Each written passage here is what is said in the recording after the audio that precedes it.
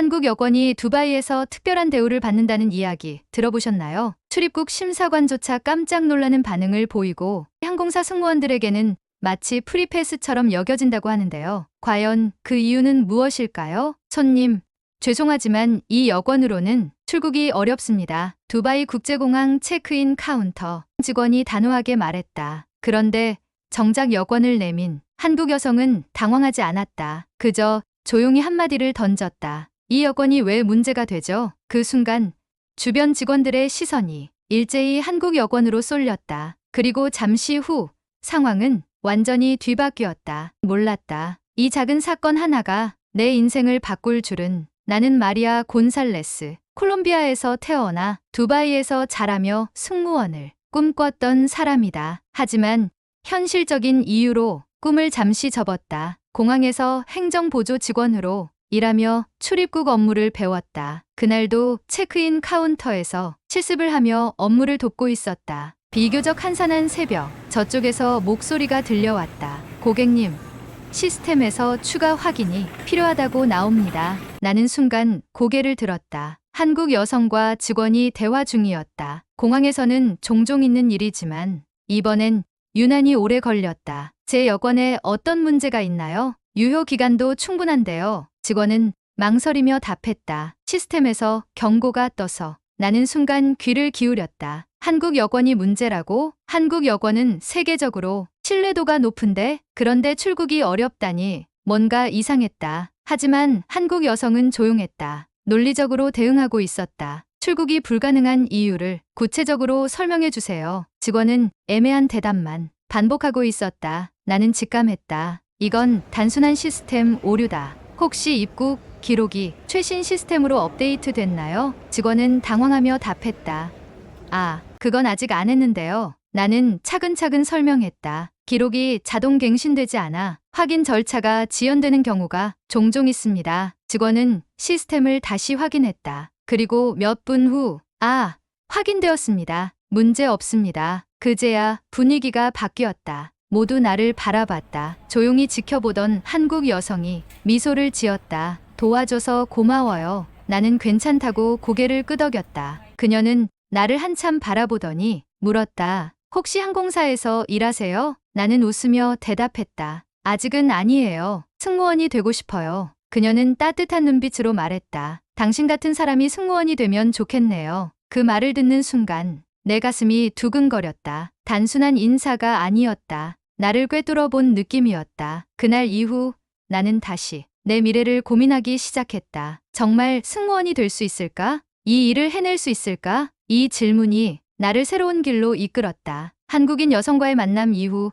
나는 본격적으로 승무원이 되기 위해 준비를 시작했다. 두바이에서 여러 항공사의 승무원 채용 정보를 찾았고 면접을 보기 위해 열심히 공부했다. 서비스 교육, 비상상황 대처 훈련, 그리고 외국어 실력까지 모든 것을 갈고 닦았다. 처음에는 자신이 없었다. 승무원이 되려면 단순히 친절하기만 해서는 안 됐다. 승객의 안전을 책임지고 어떤 돌발 상황에서도 침착하게 대처해야 했다. 나는 몇 번이나 포기하고 싶었지만 그날 두바이 공항에서 만났던 한국인 여성의 말이 떠올랐다. 당신 같은 사람이 승무원이 되면 참 좋겠네요. 그 말은 내게 엄청난 힘이 되었다. 내가 승무원이 될 자격이 있다는 걸 믿어주는 사람이 있었다. 나는 그 믿음을 저버릴 수 없었다. 그리고 마침내 한 국제항공사에서 신입 승무원 채용 합격 소식을 받았다. 꿈을 이루는 순간이었다. 하지만 합격이 끝이 아니었다. 진짜 전쟁은 이제부터였다. 훈련 과정은 상상 이상으로 힘들었다. 단순히 고객 서비스를 배우는 것이 아니라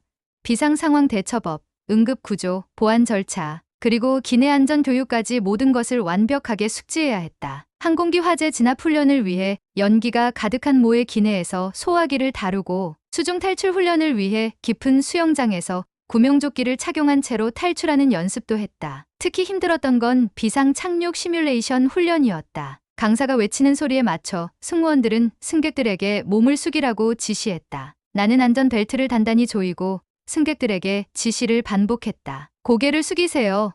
머리를 보호하세요. 훈련이지만 실전처럼 긴장되었다. 비행기가 착륙하자마자 승객들을 유도하며 탈출을 도와야 했다. 비상구로 이동하세요.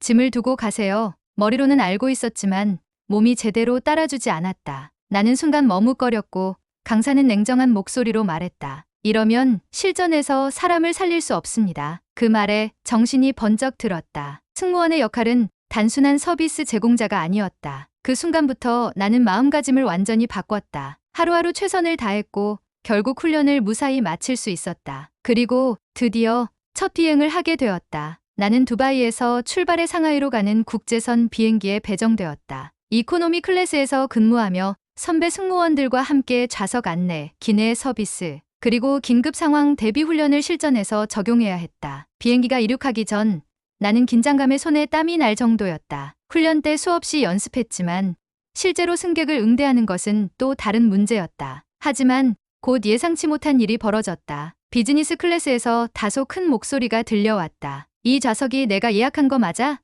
좌석을 바꾸고 싶은데. 고개를 돌려보니 한 중년의 중국인 VIP 승객이 불만을 터뜨리고 있었다. 그는 불편한 표정으로 승무원을 향해 손짓을 했다. 비즈니스 클래스 담당 승무원이 정중하게 말했다. 고객님, 예약하신 좌석 그대로 배정되었습니다. 혹시 추가로 도움이 필요하신가요? 하지만 남성은 고개를 저으며 불만을 표출했다. 이 항공사는 고객 응대가 이게 다야?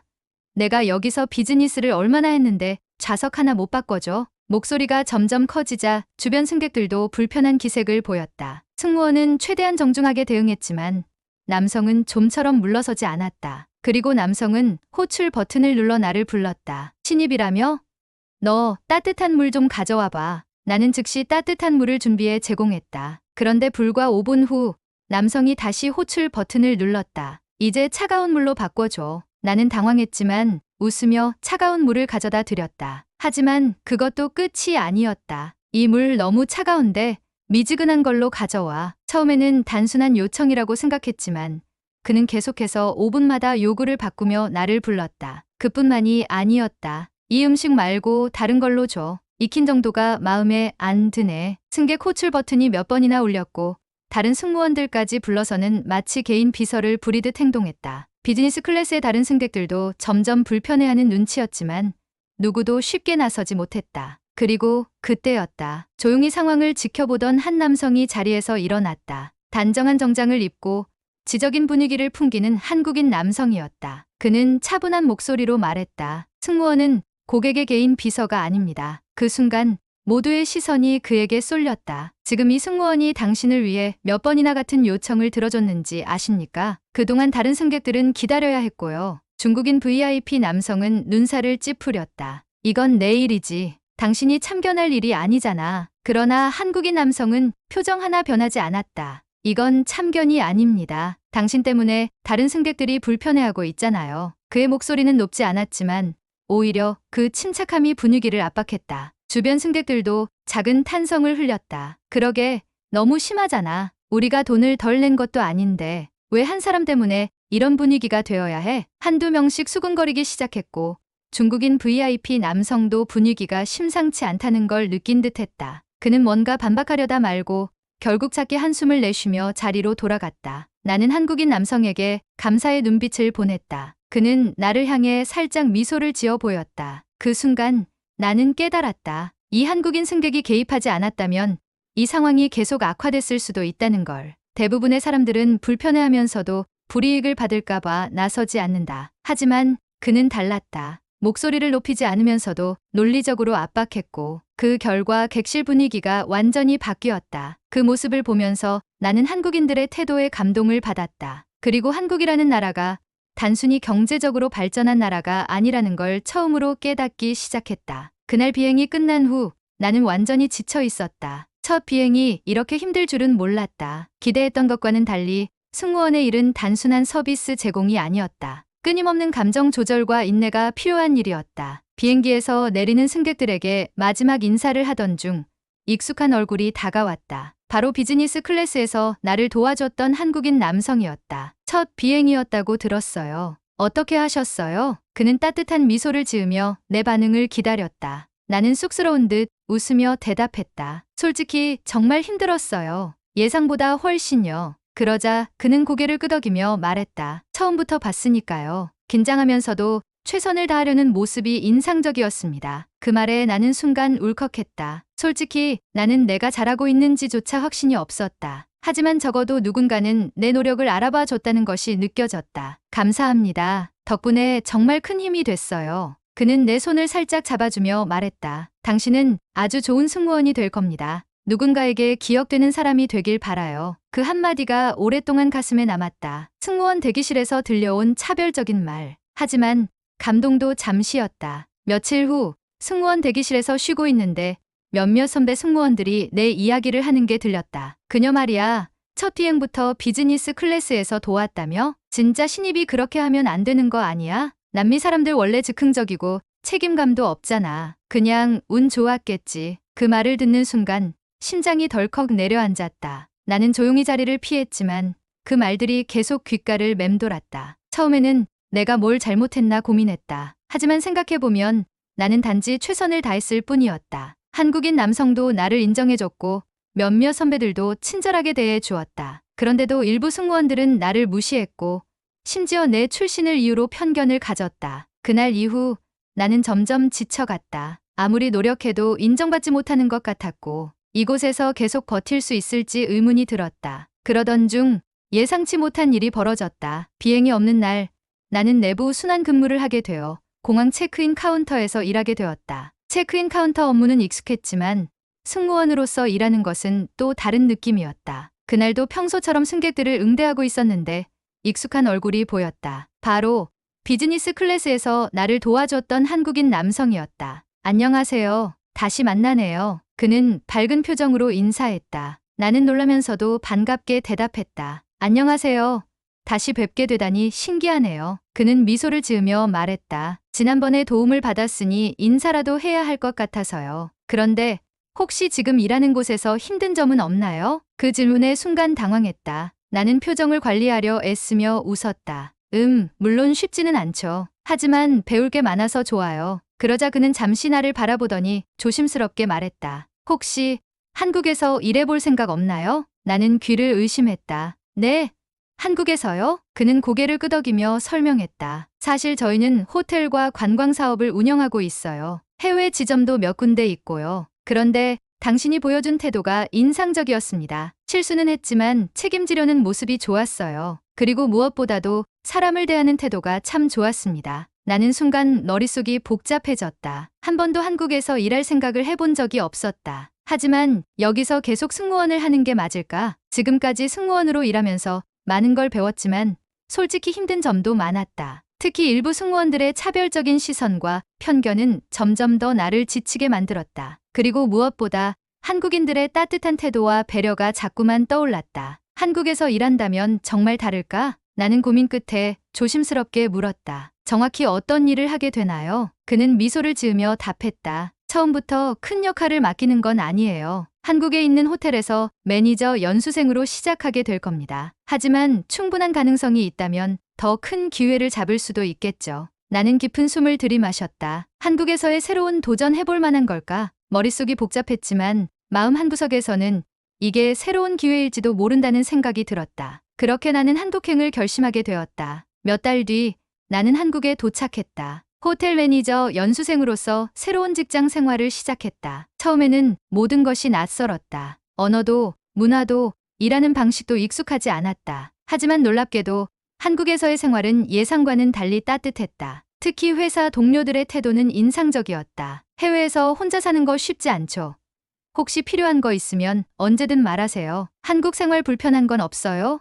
도움 필요하면 꼭 알려주세요. 처음에는 그냥 예의상 하는 말인 줄 알았다. 하지만 아니었다. 내가 어려움을 겪을 때마다 그들은 정말 진심으로 도와주려 했다. 그제야 나는 깨달았다. 여기선 내가 외국인이라는 이유로 차별받지 않는다. 이곳에서는 내가 어디에서 왔는지가 아니라 어떤 사람인지가 더 중요하다. 그 사실이 나를 감동하게 만들었다. 그리고 한국에서의 새로운 삶에 대한 기대감을 더욱 키워주었다. 그렇게 나는 한국에서 새로운 도전을 시작했다. 승무원으로서의 길이 아니라 호텔 매니저로서의 길을 걷기 시작한 것이다. 하지만 이 선택이 나를 어디로 이끌지 나는 아직 알지 못했다. 그저 한 가지 확신할 수 있는 것은 한국에서의 삶이 내 인생을 바꾸고 있다는 것. 한국에 온 지 어느덧 1년이 넘었다. 처음에는 모든 것이 낯설었다. 언어도, 문화도, 일하는 방식도 익숙하지 않았다. 하지만 놀랍게도 한국에서의 생활은 예상과는 달리 따뜻했다. 특히 회사 동료들의 태도는 인상적이었다. 해외에서 혼자 사는 거 쉽지 않죠. 혹시 필요한 거 있으면 언제든 말하세요. 한국 생활 불편한 건 없어요? 도움 필요하면 꼭 알려주세요. 처음에는 그냥 예의상 하는 말인 줄 알았다. 하지만 아니었다. 내가 어려움을 겪을 때마다 그들은 정말 진심으로 도와주려 했다. 그제야 나는 깨달았다. 여기선 내가 외국인이라는 이유로 차별받지 않는다. 이곳에서는 내가 어디에서 왔는지가 아니라 어떤 사람인지가 더 중요하다. 그 사실이 나를 감동하게 만들었다. 그리고 한국에서의 새로운 삶에 대한 기대감을 더욱 키워주었다. 호텔 매니저 연수생으로 일하면서 가장 놀랐던 건 한국의 서비스 문화였다. 한국에서는 고객 서비스가 단순한 업무가 아니라 진심 어린 배려의 과정이었다. 어느 날 나는 호텔 로비에서 손님을 응대하고 있었다. 그런데 한 외국인 고객이 다급한 얼굴로 다가왔다. 죄송한데 제가 여권을 잃어버린 것 같아요. 그는 초조한 얼굴로 가방을 뒤지고 있었다. 보통 이런 상황에서는 고객이 직접 경찰서에 가야 하고 호텔 직원들은 단순히 안내만 해주는 게 일반적이었다. 하지만 내 옆에 있던 한국인 동료는 달랐다. 손님, 걱정하지 마세요. 우선 최근 이동 경로를 함께 확인해 보죠. 그는 고객이 이동했던 경로를 하나하나 짚어가며 여권을 찾기 시작했다. 그리고 호텔 CCTV까지 확인하며 고객이 여권을 어디에 두었는지 분석했다. 결국 여권은 호텔 카페 테이블 밑에서 발견되었다. 고객은 감격한 얼굴로 말했다. 정말 감사합니다. 이렇게까지 도와주실 줄 몰랐어요. 그 순간 나는 한국의 서비스 정신이 단순한 친절을 넘어 진정한 배려라는 걸 깨달았다. 그저 형식적으로 고객을 응대하는 것이 아니라 고객의 문제를 함께 해결하려는 태도. 그런 문화 속에서 일하면서 나도 점점 바뀌고 있었다. 시간이 지나면서 나는 한국에서의 삶에 더욱 익숙해졌다. 그리고 점점 더 한국이라는 나라가 좋아졌다. 나는 단순히 호텔 매니저 연수생으로 일하는 게 아니라 이곳에서 내 커리어를 쌓고 싶어졌다. 그러던 중 호텔 본사에서 중요한 공지가 내려왔다. 해외 지점 신규 매니저 채용 예정 내부 지원 가능. 나는 고민했다. 이 기회에 지원해볼까? 처음에는 망설였다. 내가 과연 이 역할을 맡을 자격이 있을까? 하지만 한국에서 만난 사람들과의 경험이 나를 용기 내게 만들었다. 나는 결국 지원서를 제출했고 면접을 보게 되었다. 그리고 결과는 합격이었다. 나는 한국 호텔의 해외 지점 매니저로 정식 채용되었고 한국 본사와 해외 지점을 연결하는 중요한 역할을 맡게 되었다. 어느 날 한국 본사에서 열린 연례회의에 참석하게 되었다. 그곳에서 나는 다시 한번 그 한국인 사업가를 만났다. 마리아 씨, 오랜만이네요. 이제 정말 한국 사람이 다 됐어요. 나는 환하게 웃으며 답했다. 네. 이제 한국은 제 두 번째 고향이에요. 그는 고개를 끄덕이며 말했다. 당신 같은 사람이 한국에서 일하게 되어 정말 기쁩니다. 앞으로도 멋진 커리어를 쌓길 바랍니다. 그 순간 나는 깊은 감동을 느꼈다. 처음 두바이 공항에서 한국인 여성과 마주쳤던 순간부터 한국에서 처음 일을 시작했을 때의 긴장감, 그리고 지금 이렇게 당당하게 내 자리에서 일하고 있는 지금까지 모든 순간이 스쳐 지나갔다. 나는 깨달았다. 한국은 단순한 여행지가 아니다. 단순한 경제 강국도 아니다. 한국은 사람의 인생을 바꿀 수 있는 나라다. 단순한 친절이 아니라 진정한 배려와 품격이 있는 나라. 나는 지금 한국에서 살아가고 있다. 이제 한국은 내게 단순한 직장이 아니라 삶의 터전이 되었다. 그리고 나는 이곳에서 배운 것들을 바탕으로 또 다른 누군가에게 손을 내밀 수 있는 사람이 되고 싶다. 처음 공항에서 한국인 여성의 태도를 보며 감동을 받았던 것처럼 이제는 내가 누군가에게 그런 사람이 되고 싶다. 이제 나는 당당하게 말할 수 있다. 한국은 단순한 경제 강국이 아닙니다. 한국은 사람을 성장하게 만드는 나라입니다. 그리고 나는 한국에서 내 꿈을 이루고 있다. 대한민국의 자부심을 느끼셨다면 구독과 좋아요로 함께해 주세요.